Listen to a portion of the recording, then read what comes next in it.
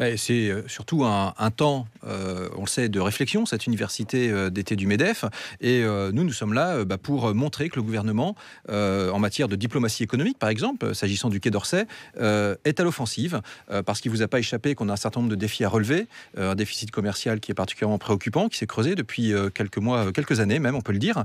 Et donc, face à cela, nous, on ne se résout pas à la fatalité. On se retrousse les manches avec d'ailleurs tous les ambassadeurs qui sont réunis cette semaine à Paris. Je peux vous dire qu'on prend le pli d'aller soutenir nos entreprises à l'export. Et puis, il faut sûrement simplifier aussi nos dispositifs, faire que la vie pour un entrepreneur, elle soit plus simple. C'est ce qui nous relie peut-être effectivement aux ordonnances, à la fois libérer et protéger. Je crois que c'est un peu quelque chose qui peut résumer la philosophie.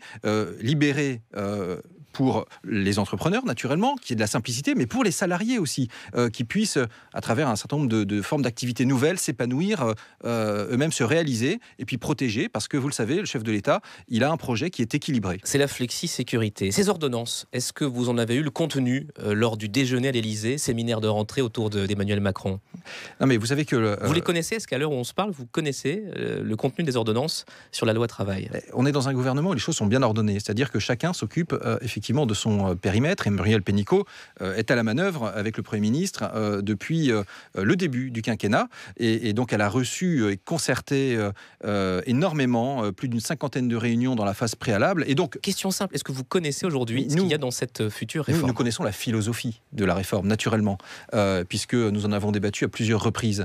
Et tous, d'ailleurs, ce qui nous réunit au gouvernement, c'est cette envie de faire bouger des équilibres, parce qu'on ne peut pas se résoudre à cette fatalité française d'un chômage de masse. Vous savez, le président de la République, justement, il interrogeait un de ses homologues en Europe de l'Est en disant: c'est quoi ton taux de chômage?